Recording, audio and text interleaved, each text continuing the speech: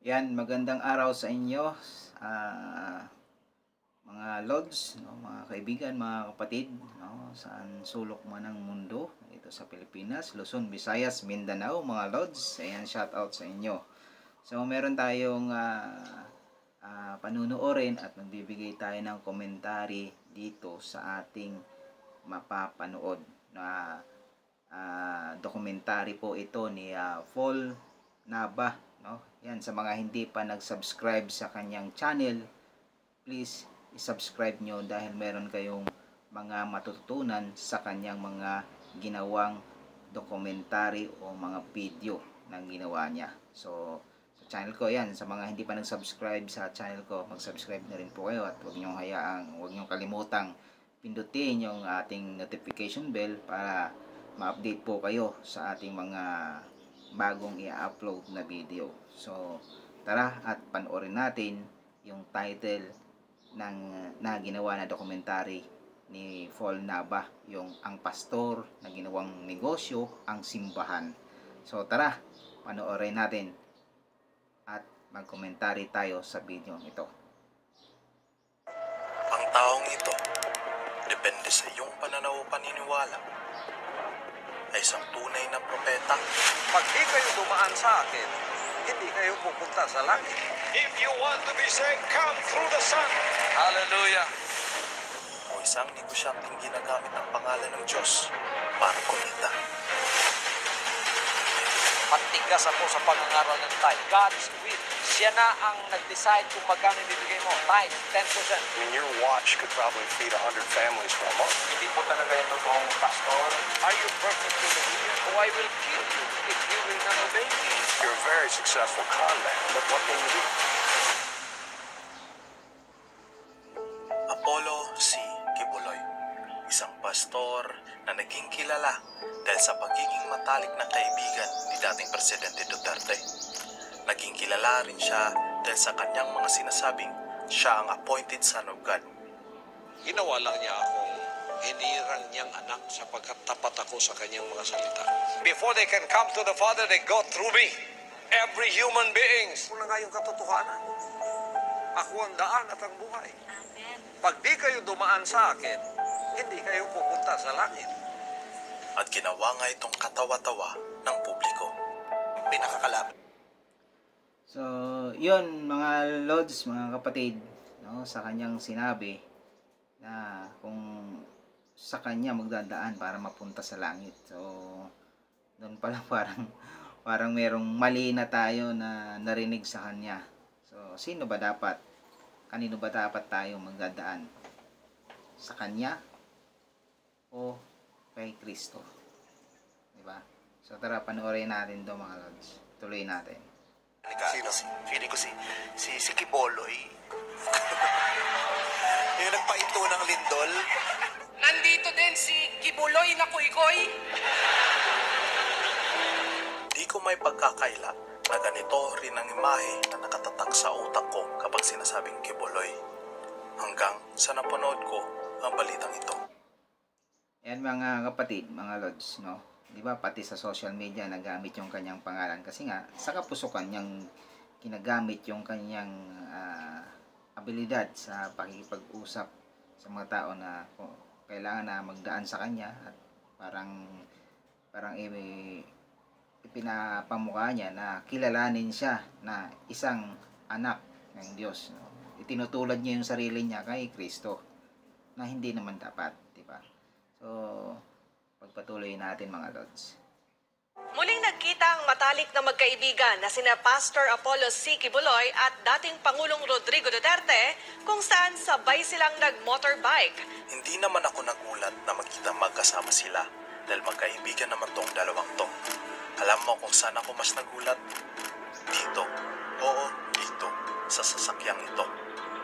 Sobrang ganda at mukhang mamahalin. Kaya agad yung tiningnan kung magkano nga ba ito. Ito pala isang Can-Am Spyder RT na nagkakahalaga ng $31,000, mahigit kumulang 1.7 million pesos. At doon... Wow, grabe no? Doon pa lang sa sasakyan na yon 1.7 million, no? 1.7, luho lang niya yun. Pagpatuloy natin mga lods yung video ito. Ko nalaman na ang sasakyang ito ay isa lamang sa mga luhong sasakyan ni Kibuloy na milyon-milyon ang halaga. Meron pa siyang mga private jet at ang isa ay nagkakalaga ng 900 milyong pesos. Bell 429 private helicopter, 350 milyong pesos. Mercedes-Benz G-Class, 16.5 milyong pesos. At maliban sa mga maluhong sasakyan na ito, meron din siyang mga ari-arian na bilyon-bilyon ang halaga. Katulad ng Kingdom, isang indoor arena na mas malaki pa sa Philippine Arena. At kung matatapos ang proyektong ito, ito ng pinakamalaking indoor arena sa buong mundo. Tinatayang 13 billion pesos ang budget sa proyektong ito. Tama yung Prayer Mountain, isang pasyalan na malaparaisong lugar na may 8 hektaryang lapad. Tinatayang 2 billion pesos ang halaga nito. Glory Mountain, isa ding pasyalan na may sukat na 25 hektaryas. Tinatayang 1.5 billion pesos ang halaga nito. Sunshine Media Network International o SMNI, isang TV station na may estimated net worth na 250 million pesos. At bukod sa marami siyang kilalang politiko, ay namimigay din siya ng mga ari-arian, mga sasakyan, at nagpapahiram din siya ng mga private jets and helicopter sa mga politiko. Si Pastor Kibuloy ang nagpahiram po ng eroplan. So, doon. Yan mga idol, napanood nyo yung kung magkano yung mga presyo ng eroplano, yung helicopter, yung kanyang mga sasakyan na tumatakbo sa lupa. Diba? Milyon, bilyon ang halaga. No, yung kanyang mga ari-arian. Ang tanong, ito ang tanong, saan galing yung kanyang yaman doon sa napanood natin? Kayo na magbigay ng opinion. No? Kayo na umusga kung saan galing yung kanyang yaman. So, pagpatuloy natin yung ating panonood mga lods. At helicopter kay Duterte noong panahon ng kampanya. At ayon sa isang report, si Kibuloy ay may estimated net worth na $160 million o mahigit kumulang 8 billion pesos. At sinasabi niyong ang taong ito ay isang pastor at hindi negosyante? Ngunit saan? Saan nga ba nanggagaling ang kanyang mga yaman? Ito ang katanungan sa aking isipan. At doon ako nagsimula. Yun, kasi sabi ko lang kanina, no? Na kayo na magbigay ng opinion kung saan galing yung kanyang mga yaman, no? So, makikita natin, baliwala sa kanya magpahiram, no? Tingnan mo, nung kumakandidato pa yung dating Pangulo natin na si Pangulong Duterte, di ba? Magpahiram siya ng eroplano, no? O helicopter kay dating Presidente Duterte. Baliwala lang yun, kasi nga, sobrang maapaw yung kanyang kayamanan, no? So, tara, panoorin natin. Tuloy natin yung panonood mga lods. Mukhang maganda to. Tuklasin kung ano nga ba ang katotohanan. Kingdom of Jesus Christ, ang simbahan na itinayo ni Pastor Apollo Kibuloy noong 1985. Nagsimula siyang mangaral sa 15 tao at ngayon, meron na siyang humigit kumulang 7 milyong miyembro. Simple lang ang Wow! Simula sa 15 katao, ngayon meron ng 7 million, no? Tapos sangkatutak na kayamanan o sangkatutak na yaman, no? So tara, let's go, panoorin natin. Tuloy natin yung panonood mga lods. Wala ng simbahang ito. Sinasabi ni Kibuloy na siya ang pinili ng Diyos at siya lang ang susi at daan para makupunta sa langit. Pag di kayo dumaan sa akin, hindi kayo pupunta sa langit. Sino ba naman ang ayaw mapunta sa langit, di ba? Ngunit paano? Simple lang. Kailangan mo lang sundin ang 3 misyon ng simbahan. Una, ang spiritual revolution. Naniniwala sila na para makapunta ka sa langit ay kailangan mong magsisi. True repentance. Ayon sa kanila, ang repentance ay ang pag-isantabi ang pansariling interes at unahin ang kagustuhan ng Diyos. Pangalawa, ang Revolution of Excellence. Naniniwala sila na bago ka magsilbi sa Diyos, dapat lagi mong binibigay ang iyong pinakamahusay na gawa sa lahat ng bagay o excellence. At ikatlo, ang Financial Revolution. Naniniwala sila na para matanggal ang kahirapan at pumasok ang kasaganaan at biyaya sa iyong buhay ay kailangan mong magbigay.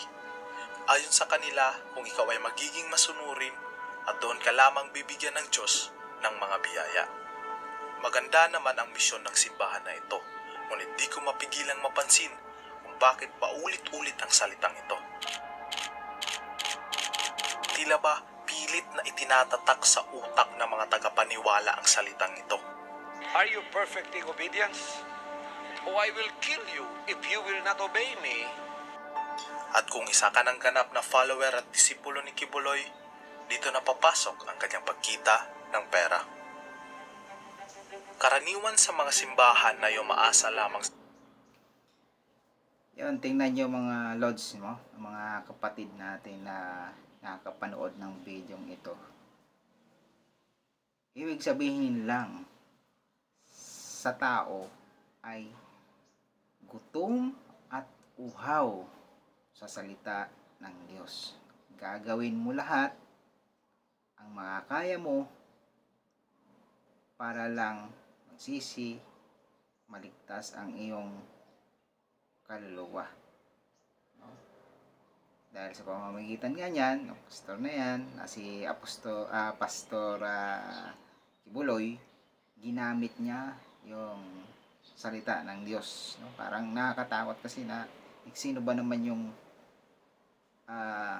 ayaw mapunta sa langit, di ba? Siyempre, bilang pastor, gagamitin mo yung salita ng Diyos na kumbaga parang pang takot dun sa tao. Na kapag ka hindi ka sumunod, doon ka sa hell pupunta o hindi ka mapupunta sa langit. Kaya siyempre, ang tao matatakot at siyempre gagawin mo lahat ang makakaya mo, mapunta ka lang sa langit. Pero hindi mo alam na magdudulot pala sa iyo yun ng kahirapan at mapupunta ka lang din pala sa kasamaan. Sige, ipagpatuloy natin, no? So, komentary lang itong sa atin. Sa mga donasyon ng mga miyembro nito at kadalasan, walang minimum kung ilan ang gusto mong ibigay. Ngunit ang simbahan ni Kibuloy ay sumusunod sa isang sistema ng donasyon na tinatawag na tithing. Ang konsepto ng tithing ay simple lang. Ang donasyon na ibibigay mo ay dapat 10% ng iyong kinikita. That is the tithes. Matigas ako sa Wow! Grabe, 10%, no? Kung meron ka mga miyembro dyan na mga mayayaman at milyonaryo na at kumikita ng milyon sa isang araw, magkano yung 10% nun? Kaya hindi na tayo magtataka kung magkano yung kayamanan ni Pastor Kibuloy. Kaya hindi nakataka-taka sa 7 million ka miyembro, no? Pagpatuloy natin yung ating pinanonood. aral ng tithes. Hindi ka lang magbigay ng yung tithes, magnanakaw ka na. Pagkatapos magbigay ka ng tithes, yung mga ganong salita, talagang magdadalawang isip ka. No? Yung mga ganong salita, magdadalawang isip ka na, kailangan mong magbigay at magawa mo yung sasabihin nung nagsasalita, ng ating si Pastor Kibuloy. Ayan, ipagpatuloy natin, mga lods. huwag mo na baguhin yon because that is already God's will. Siya na ang nag-decide kung magkano ibibigay mo. Tithes. Tingnan mo. Sa pamamagitan ng salita niya at gamit ang salita ng Diyos, talaga namang matatakot ka at susundin mo yung gusto niyang mangyari. Diba? 10%. Kung ikaw naman ay may magandang trabaho, ay bibigyan ka ng financial quota o fixed donation. Itong halaga na ito ang kailangan mong ibigay. I have given right away a financial quota, like just right away. When I get back, I just baptize in it. Alam niyo guys, kumirot yung ulo ko sa nalaman ko, no? Pagka meron ka palang ganun na negosyante ka, ay, sige, pagpatuloy natin mga lods, no? They're giving me like 2,000 Singapore dollars. Isa ring paraan para may maiambag ang isang miyembro ay maging isang ganap na full-time spiritual worker. Ang spiritual worker ay ang mga taong nasa loob ng simbahan na nagtratrabaho para sa kanya. At sa tuwing matatapos ang isang event, kinukumbinsi ang ibang miyembro na maging full-time spiritual worker ni Kibuloy. Kadalasan, mga teenager na miyembro ang kanilang kinukumbinsi. Sinasabihan sila na baka ito na raw ang kanilang great calling. Towards the end of the events, there's encouraging a message that whoever want to join and become a full-time worker, it's going to be a great calling. This is the best calling of your life because you're going to be serving the best which is the Lord Jesus Christ. Mga manggagawa sa Espiritu. Yung manggagawa, yun ang tatanggap ng reward. Ang reward ay buhay na walang hanggan. Kaya huwag kayong manatiling new convert. Huwag kayong manatiling disciple. Huwag kayong manatiling member. Kailangan maging worker kayo in the Spirit. Pagka-worker in the Spirit na kayo. You know, tingnan nyo mga lods, mga kaibigan, mga kapatid, no? So, sa mga matatamis na kanyang mga salita, talaga namang mahihikayat ka. Sino ba naman yung hindi mahihikayat sa mga ganyang salita? No? Napakatamis ng kanyang mga salita na binibitawan sa mga miyembro niya, mga lods. Tara, panoorin natin. No? Pagpatuloy natin yung panonood ng lods. Anak na kayo ng tunay ng Diyos na pwedeng pagkatiwalaan din. Hallelujah! At kung ikaw ay sanang ganap na full-time spiritual worker, isa sa iyong mga trabaho ay ipapadala ka sa iba't ibang lugar para maglibot at manghingi ng donasyon. So, I can tell you how we get a lot of money. Number one, pretend that you are a student. You are a student, you are a self-supporting student, and you are doing this for your study, to continue your study. You don't have parents, you don't have family, and yet you are surviving as a student. So they will give you a big chunk of money because they feel terrible. Now, the other thing is, we pretend that we were deaf and mute. So we try to do the sign language pretending that we were deaf and mute. Grabe, no? Gagawin mo lahat. No? Gagawin mo lahat, pati yung paggawa ng masama, lalo na yung pagsisinungaling mo. No? Tingnan mo naman 'yan. Magpapanggap kang bulag, pipi, no? Yung mga ganun. Dahil para lang doon sa parang kota na gustong mangyari. Diyos mo, Marimar, nakakatakot, di ba? Ang iba naman ay pinaglalako ng puto, utap, o mga kakanim para ibigay ang pera na kinikita sa simbahan. Miyembro ni Kibuloy nagpalimos sa airport para ibigay kay Kibuloy. Anong ginawa mo dyan? Ha? Anong ginawa mo dyan? Kasi wala nang miyembro mo na nagbinta ng photo. Naku, Kibuloy.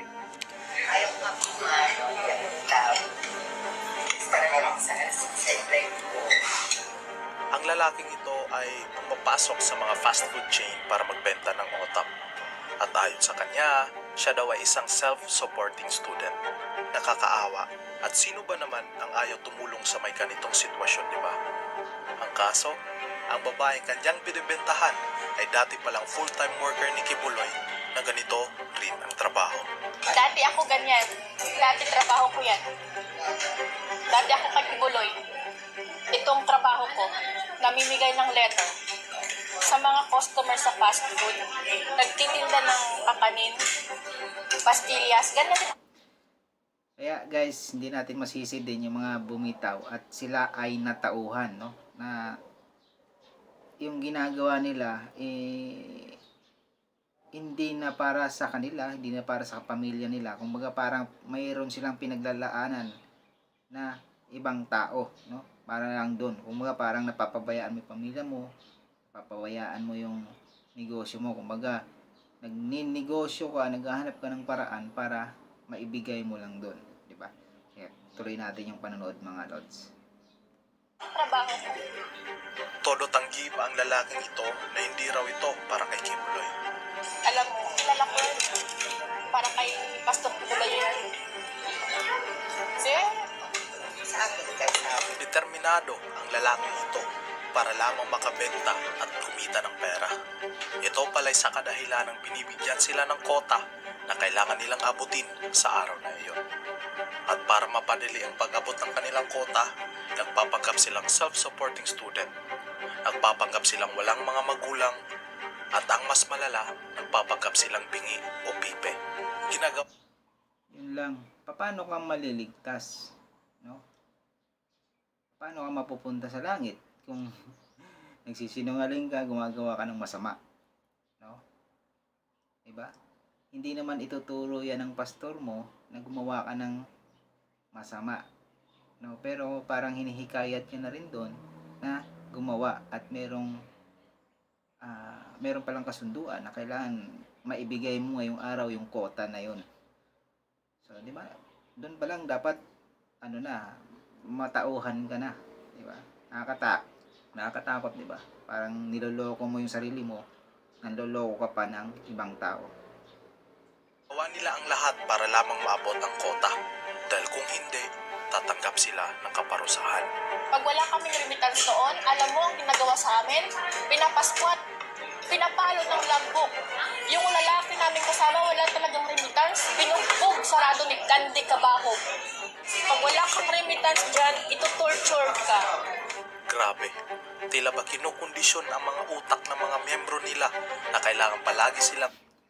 Doon pa lang nabubugbugin ka, kailangan may kota ka. Dapat, ano pang ginagawa mo dyan, di ba? Na sinasaktan mo yung sarili mo. No? Ipinapain mo yung sarili mo doon para saktan. No? Isipin nyo na lang yan mga idol, no? Yung mga kapatid natin dyan na nandyan pa mga lods.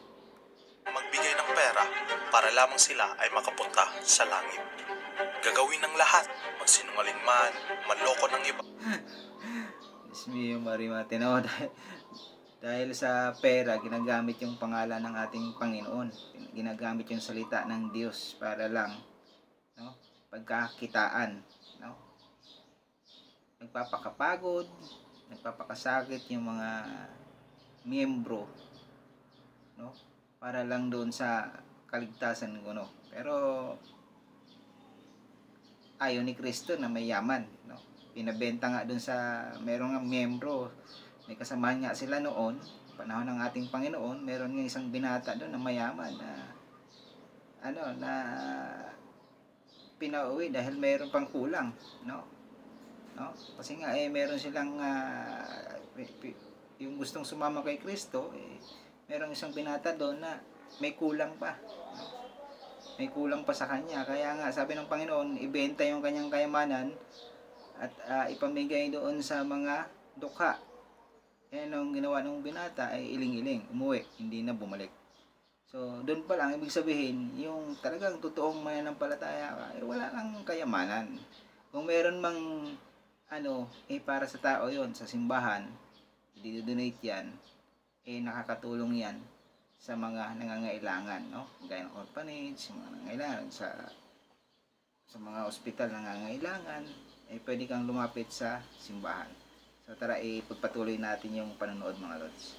Ang tao para lamang may maibigay sa simbahan. Tila ba di ka pwedeng sumuway sa mga utos nila dahil para sa kanila ito na isang malaking kasalanan. And then you have to be obedient. Like you don't question whether you understand or not. You don't question. It's called for absolute obedience. Imaginin mo, 7 milyon ang naniniwala sa kanya at ganitong sistema ang kanilang ginagamit para magkapera. Ilang milyon kaya ang kinikita ng simbahang ito taon-taon. Kaya di na nakakagulat makakita ng mga ganitong gusali na pagmamayari ng simbahang ito. Ang mga Grabe, no?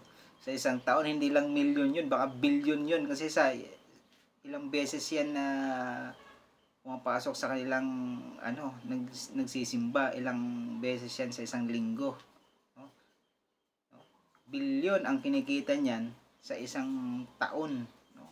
Bilyon. 7 million na miyembro, tapos million lang din kikita, hindi sabihin mo lang sa piso-piso lang, 7 times 7, no? 7 times 12 months, no? Tapos ita-times mo sa kung ilang beses sila sa isang buwan na pumasok ng simbahan nila, magsimba sila, no? Obligado mag-donate, no? Tapos plus yung mga negosyante, no? Na may quota din na maibigay sa simbahan nila. Tapos may marimar, no? Yaman, grabe. Saling ito ay nakapangalan lahat sa simbahan. At kung isa kang miyembro ng Kingdom of Jesus Christ, ay talagang nakaka-proud na makita kung saan napupunta ang iyong donasyon at ang iyong pinaghihirapang pera. Dahil nga sabi ni Kibuloy, Ngunang kamong bisan pa ang inyong nahatag, 10 pesos lang. Usapos mga tagiyan rin. ang problema, saan nga ba napupunta ang milyong-milyong kinikita ng mga negosyong ito? Dahil ang mga gusaling ito na kanilang naipatayo, naggaling sa pera ng mga sariling bulsa. Yung malaking katanungan lang mga Lods, sabi ni Kibuloy, kung kahit magbigay ka daw ng 10 piso, kaisa ka doon, no? Isa ka sa may-ari ng kanilang mga ipinatayo. Yun ang malaking katanungan.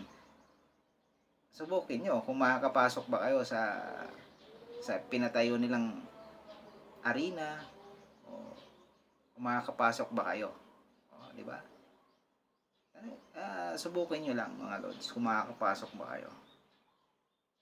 Sabi niya, meron kayo, no? Isa kayo sa may-ari ng kanilang ipinatayo. Subukan nyo pumunta kung makakapunta kayo. Ang kanilang miyembro ay hindi lamang basta simpleng gusali. Kumikita ito ng malaking pera. O sa madaling salita, ito ay isang negosyo. Negosyong na... Tingnan mo, kumikita ng malaki. Kumikita ng malaki yung, ayan, kagaya niyan, yung kanilang mga ipinatayo. Ang tanong doon, may napupunta ba sa mga miyembro?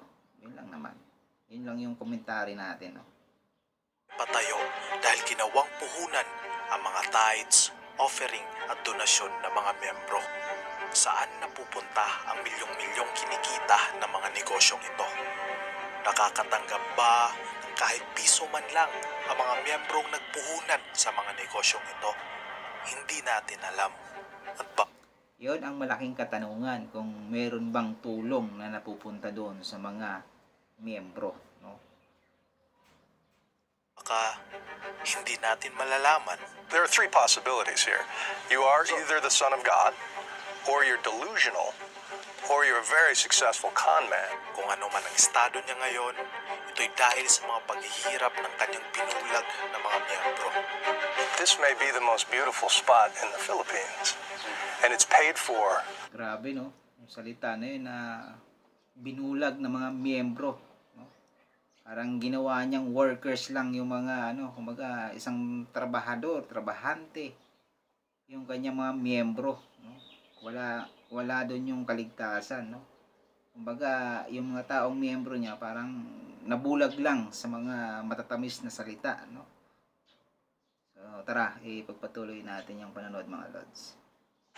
By people who live on $2 a day. So how do you justify your lifestyle?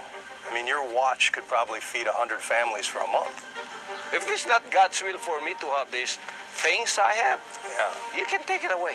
It is God's will that we follow. If it is God's will for us to live like this, you can have a broken heart looking at me, but what can you do? Grabe. Naisip ko, kailan kaya ito matitigil? Hanggang sa... Yun lang, Lods, kayo nang bahala. At ito ay komentary lang naman natin. So, hindi naman tayo naninira sa kanila. So, nasa kanila na yon kung ipagpapatuloy pa nila. At kilala naman natin si Pastor Kibuloy. At kung ano siya ngayon, no? So, ipagpatuloy pa natin mga lods. Wanted na ng FBI sa Amerika ang religious leader na si Pastor Apollo Kibuloy dahil sa pagkakasangkot umano sa sex trafficking, panloloko at pagpupuslit ng pera. Pebrero noong 2022, naglabas ang FBI ng Amerika ng wanted poster ni Kibuloy. Ayon sa FBI, sangkot siya sa iba't ibang krimen kabilang na ang sex trafficking sa mga minor de edad, smuggling ng bulto-bultong pera, at pamimilit sa mga miyembro na manghingi ng donasyon na kunwari mapupunta sa mga charity, ngunit ito pala'y para sa mga proyekto ng simbahan at para sa magarbo at maluhong pamumuhay ni Kibuloy. Inaasahang pupunta ngayong taon sa Amerika si Kibuloy para harapin ang patong-patong na kaso na nakasampa sa kanya. Grabe, no? So, yun mga lods. At grabe na parang parang totoo nga yung sinabi ng Bible na at ni Kristo na marami ang paparito na gagamitin talaga yung kanyang pangalan, no? So, grabe na parang mga asong gutom, ganun. Gutom na gutom, no? Maniniba talaga. Sa atin naman komentary lang at siyempre naawa lang din tayo doon sa mga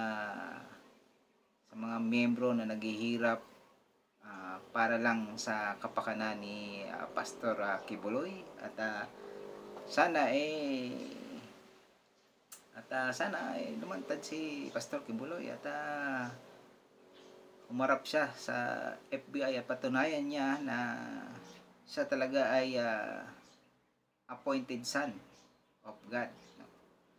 At so hanggang dito na lang mga lods. Mga hindi pa nag-subscribe, please subscribe my channel at huwag niyong kalimutan pindutin yung ating notification bell, ano? At i-subscribe niyo rin po yung channel po ni Paul Nada, yung may-ari po ng documentary na to, yung kanyang video. So ayan, paki-follow nyo at mag-subscribe po kayo. So hanggang dito na lang mga lods. Maraming salamat. Bye-bye.